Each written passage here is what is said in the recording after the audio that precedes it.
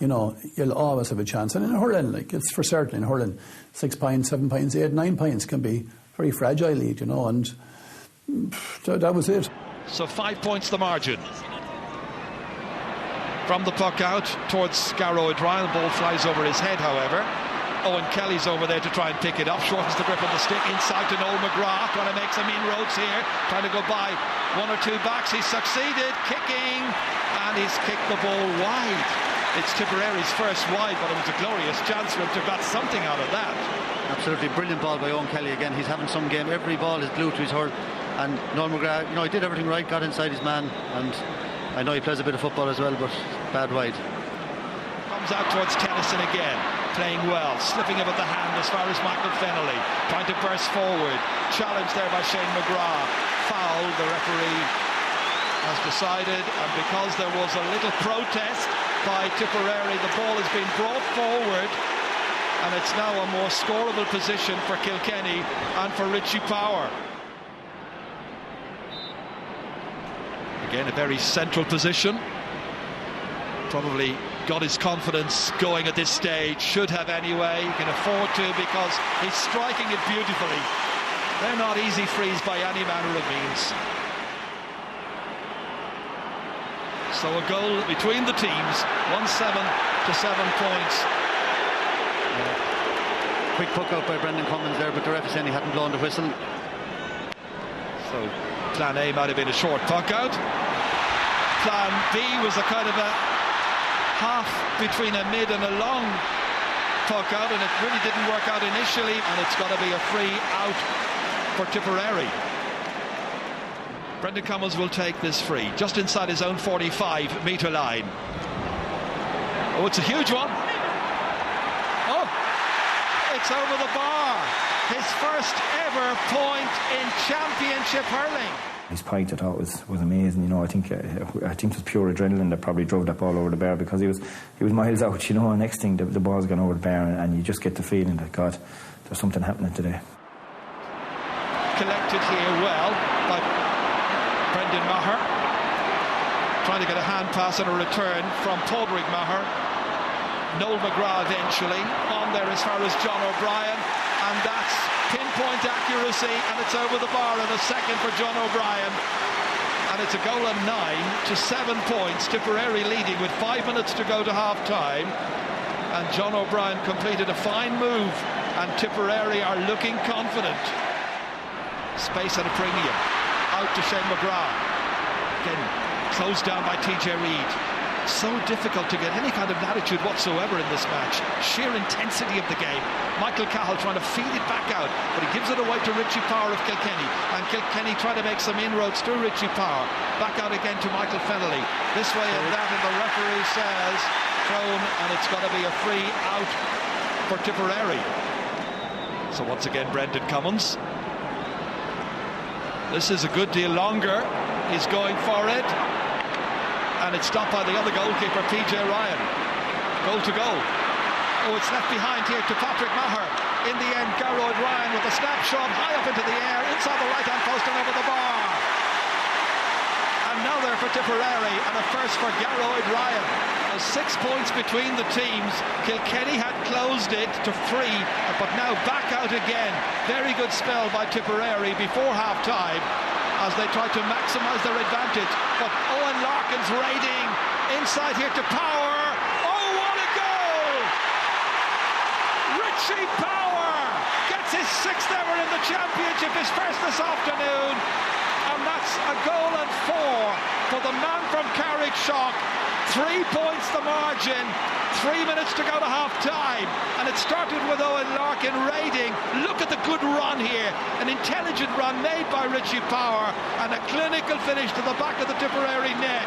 It's some match. I know 9 times out of 10 Owen will throw a hand pass and it'll be perfect, it'll be into your hand, and all you have to do is make sure and get it on target. And I held my run as long as I could, and I just kind of broke off the back of Paul Curran, and as I said, Owen threw it to me, and thankfully, I nothing to do really, only kind of put it in the net because I was so close to the goal. But thankfully it went in, and I think it brought us back into the game just before half time, and it kind of gave us the boost that we needed.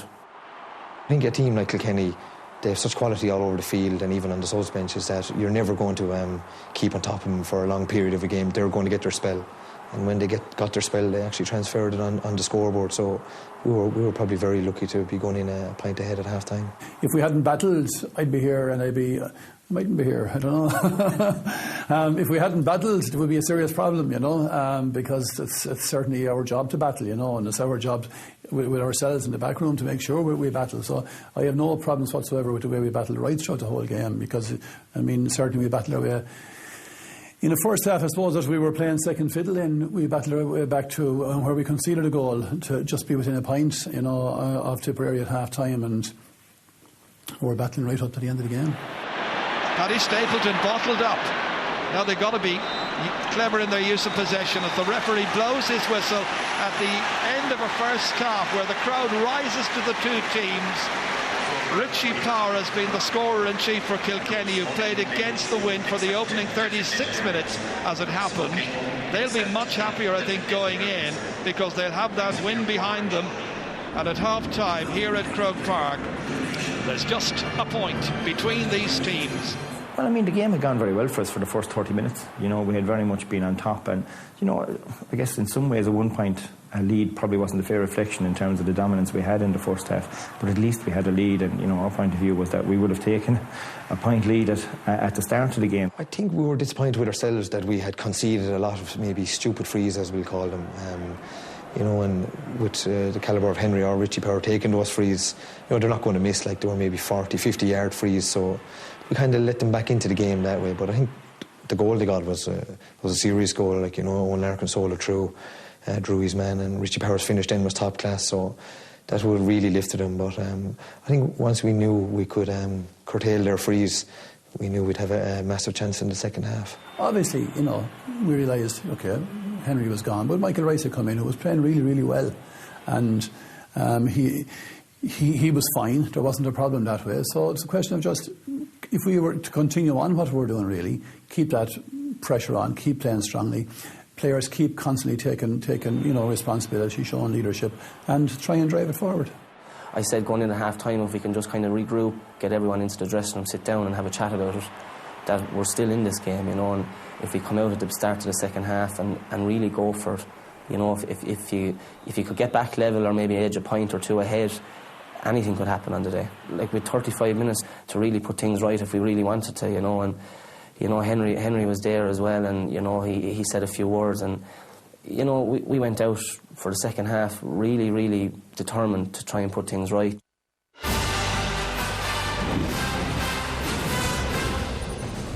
And back here at Croke Park, it's half-time between Kilkenny and Tipperary. Tip leading by a single point. 1 goal and 10 to 1 goal and 9. Cyril, Tip, I suppose you'd have to say, did 70% of the hurling in that first half, just a point, isn't it? Yeah, but the hurling and the scores got by Tipperary from long range have been unreal. They've been really up for the game, and they are up for it. But like Kilkenny are going in, and even though they're a point on at half-time, Brian Cody be kind of saying to them, look lads, we didn't hurl at all, we're in the game now. They've weathered the storm, basically. Yeah, Liam Sheedy won't be happy. There should be a lot more up than the 1 point, but still they're a point ahead, and it's still all to play for.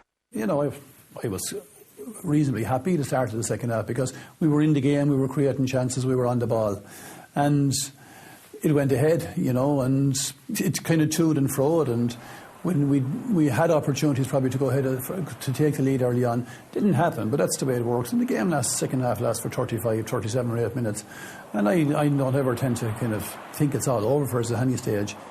I missed an easy enough chance to draw us level at the beginning of the second half.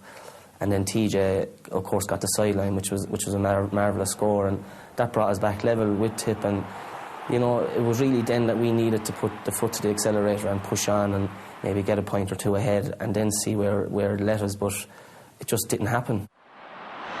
Neatly picked up there by Michael Fennelly, stopped initially by Paddy Stapleton, and away it comes back up to the forwards again, brilliantly caught by McGrath. To Lark Corbett, they fire Hurley's at him, but nobody's able to stop Lark Corbett, who's in for a second goal. One after 10 minutes, another after 42, and it's Tipperary who lead the final by 2-11 to 110. As he was striking it, they were firing Hurleys to try and stop him. He won an All-Ireland medal in 2001, and and he's looking for another here. It was a great ball. One in the defence. It was actually flicked from Pádraig, and Garrod caught it, and he'd stepped in front of JJ, and he struck a lovely ball, top class forwards ball into the edge of the square, and Noel had a lovely catch, and you know, in the sublime movement, you know, had spotted Lara on the run, and what a pass. You know, he opened the defence with the pass, and in fairness to Lara, there was a flying hurley at one stage, but I think Lara was very clear in terms of where the ball was going, and a great finish. Well, I remember Noel McGrath getting the ball, and the very minute Noel McGrath got the ball, I knew I was going to get a pass, because Noel McGrath, 9 times out of 10, will pass the ball to the man in the right position, and Noel would see him making the run.